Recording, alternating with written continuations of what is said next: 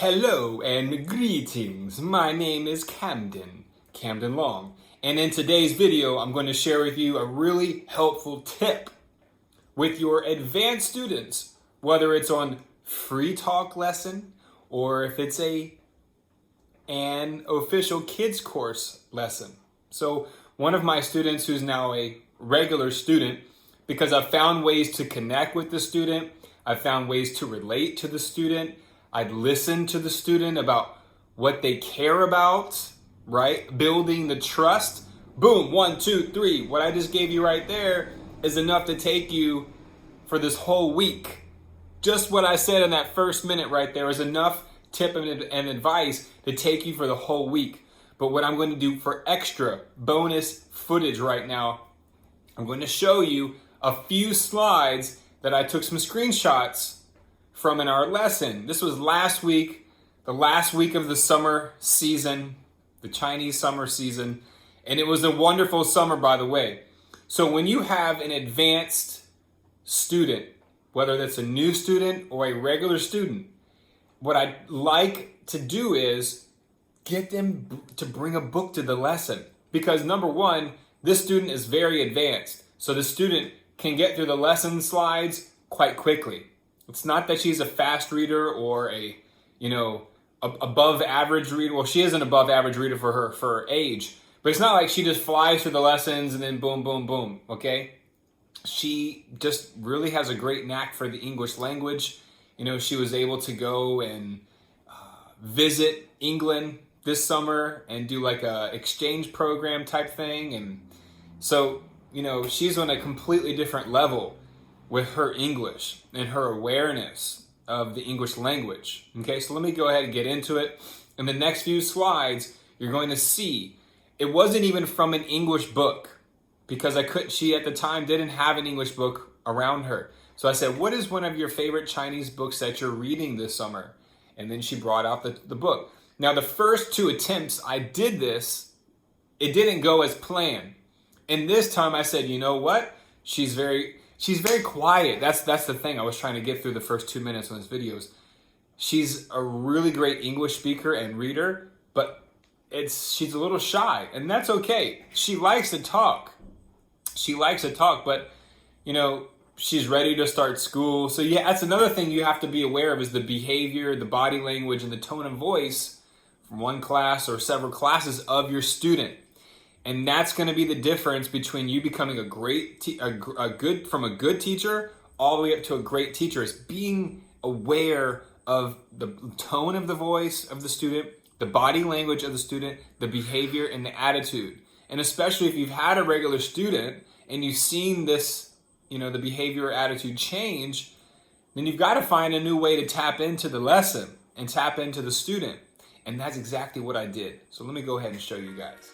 So as you can see here in the first slide, I had the student write, but before I wrote, I decided to go old school when I was in first grade, and when you're learning how to do handwriting the first time and writing letters, I did 1, 2, 3 with a little space so that way that she could know the lowercase from the uppercase.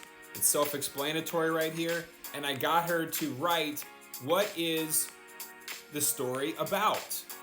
What is the story about? So she said, one person and 3 animals traveled around China.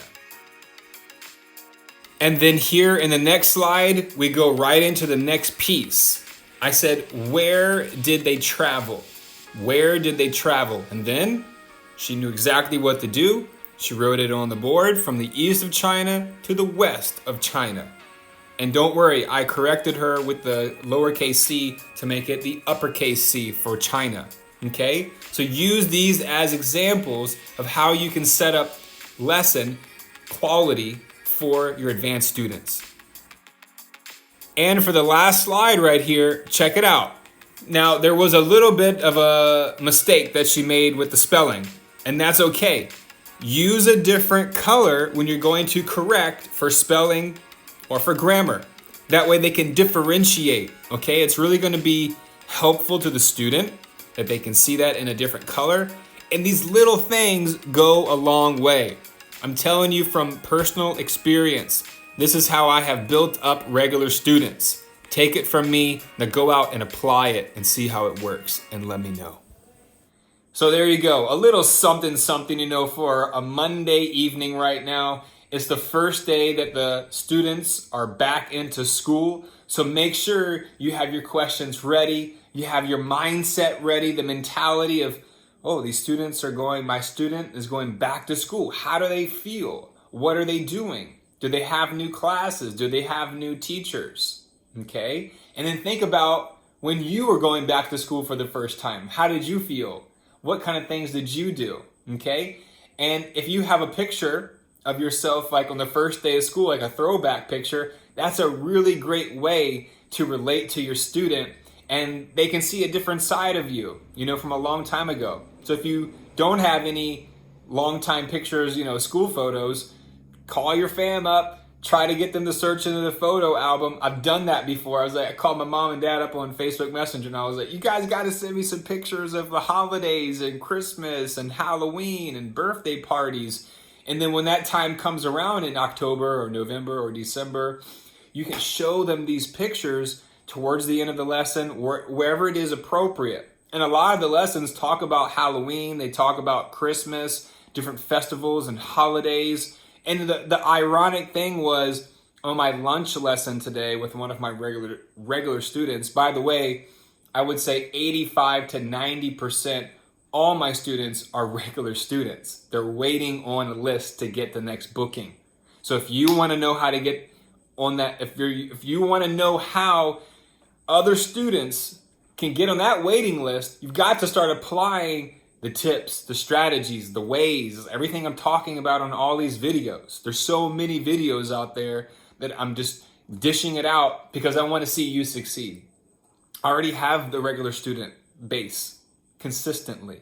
I've already over the $3,000, $4,000 per month when I how much ever I'm going to be teaching that month.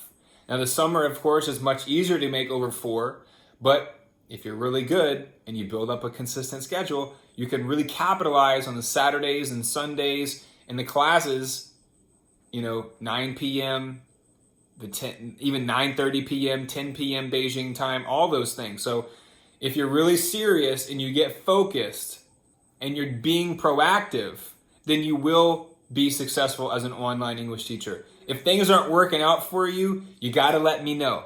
You got to explain your situation. How long have you been teaching English online?